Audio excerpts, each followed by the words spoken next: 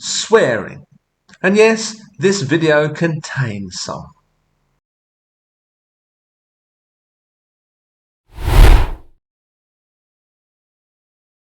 Yes, today I'm going to talk about swearing, the use of foul language in society.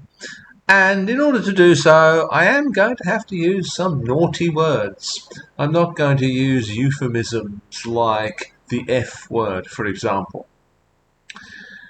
What constitutes a swear word or cussing or foul language in society obviously changes over time. Swear words are meant to be offensive. They're meant to be strong. Interestingly though, what is considered offensive probably tells us a great deal about the society of the day. Once upon a time, expressions such as Jesus Christ, God Almighty, and damn would have been considered highly offensive.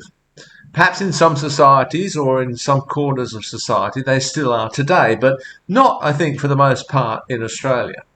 Thou shalt not take the name of the Lord thy God in vain is one of the first three of the Ten Commandments.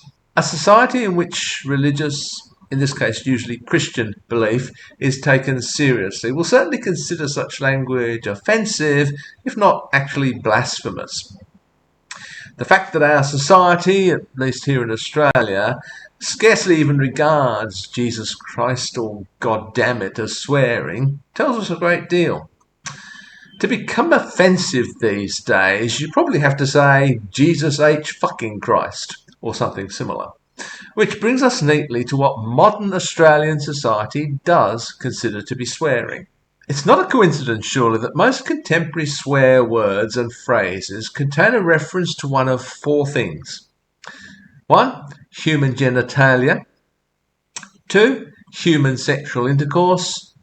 3. The act of excreting waste. 4. The bodily parts from which such excretion occurs. Words related to these things become our swear words. These are the words we use when we want to shock or offend or to express most strongly our anger, our pain or our distress.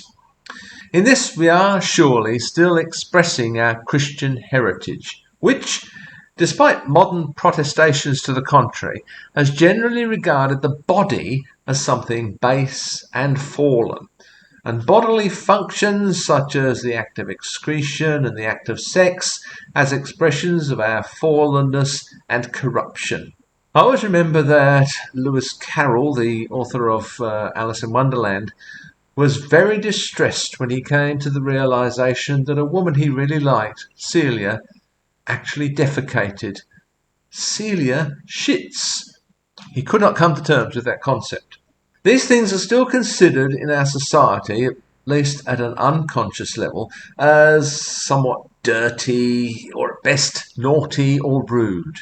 Even quite respectable words for body parts, such as penis and vagina, will still elicit a giggle among our children, and not only our children.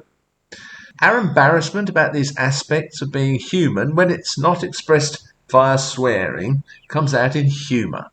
Fart jokes, after all these years, still get a laugh. As another kind of aside, it's interesting to consider what evolutionary function swearing might perform, or what societal function.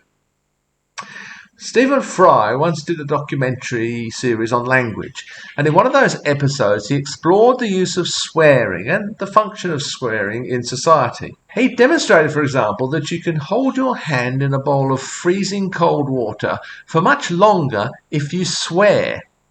So swearing may be accompanied by some physiological changes that help us to endure hardship.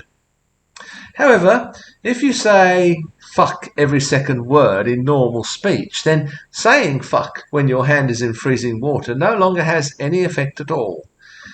It seems to be something to do with the extremity of the language that aids us in extreme situations. If a word becomes too normalised, it no longer has that effect. Anyway, back to the main point.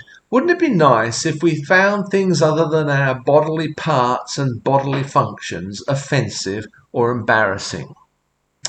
Wouldn't it be interesting if, when I wanted to curse you, Instead of inviting you to partake in a sexual activity, I perhaps condemned you to poverty. Wouldn't it be interesting if, when I wanted to insult you, instead of comparing you to a bodily part, I compared you to, say, a gun? Calling someone a young gun would then become the highest form of insult. Instead of saying, get fucked, you dick, I might say instead, go hungry, you pistol. Should the day arrive when this was so, it might indicate that what our society really found offensive was actually starvation and dangerous weapons rather than the sex act and the sex organ. I can't see that day coming soon, though.